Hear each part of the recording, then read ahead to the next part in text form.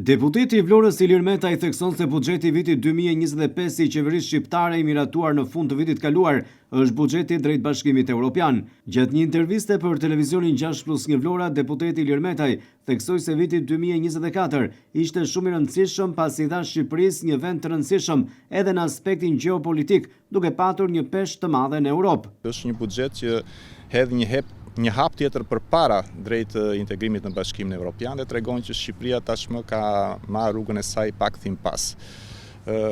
Është një vit që ka patur zhvillime të rëndësishme, siç e thash, në ecjen para të Shqipërisë jo vetëm në aspektin politik apo ekonomik, social e kulturor, po edhe në atë gjeopolitik, ku Shqipëria tashmë është jo vetëm spektatore e vendimarrjeve të rëndësishme, jo vetëm para rajonin edhe më gjerë, po është edhe një aktore e vërtet e thënies fjalës së saj që zë pesh tashmë në vendimarrje të tilla të rëndësishme.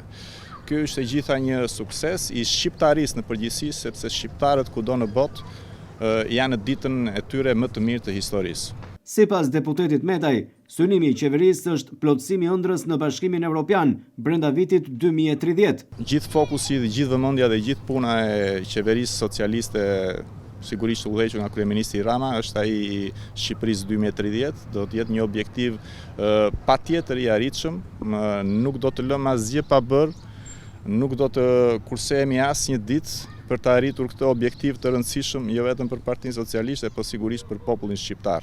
Është një ëndër që do të kthehet në realitet dhe është një realitet i merituar më shumë se kur për Shqipërinë. Deputeti Ilir Metaj foli edhe për integrimin në Bashkimin Evropian, si dhe për përmbushjen e detyrimeve me hapjen e grup kapitujve të rinj. Po, ne sepse kemi hapur kapitullin e 6, që ka të bëjë me sundimin e ligjit dhe me transparencën e administratës. Po punohet me një vëmendje të jashtëzakonshme nga administrata për të plotësuar të gjitha pikat, të gjitha kërkesat dhe për të vazhduar për të ecur para me programin që Bashkimi Evropian i ka caktuar Shqipërisë në përmbushjen dhe në hapjen e kapitujve. Do të realizojmë patjetër këtë qëllim, asgjë nuk mund të na bëjë të pengojmë apo të humbasim rrugën drejt destinacionit është integrimi në Bashkimin Evropian. Deputeti Ilir Metaj gjatë intervistës së dhënë për televizionin 6+1 Vlora, tha se Vlora do të vazhdojë të ketë vëmendjen maksimale të qeverisë edhe në 4 vitet e ardhshme, pas rikonfirmimit të tij si forca qeverisëse e mandatit të 4. Vlora ka qenë dhe do të vazhdojë të jetë vëmendjen e qeverisë dhe të kryeministrit Rama. Kjo është treguar jo vetëm me fjalë, po është treguar me vepra, sepse në fundit shqiptarët dhe mbi të gjitha vlonjatët janë njerëz që vlerësojnë punën dhe jo gunën.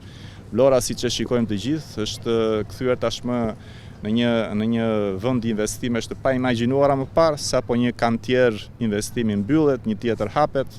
Vlora është qytet që mban bypass, aeroport, port jahtesh, port tregtar, infrastrukturë rrugore të standardeve të larta që do ta bëjnë atë një destinacion turistik jo vetëm të rëndësishëm për rajonin sikurse është tani, por edhe më gjerë. Sigurisht është do të jetë një nga ato investime që do të japin një zhvillim të tillë të pa imagjinueshëm, jo vetëm Vlorës, po gjithë Shqipërisë, që do të jetë, si thon, perla e investimeve dhe apo e vizionit të qeverisë shqiptare ndaj Vlorës dhe nëpërmjet Vlorës ndaj gjithë Shqipërisë.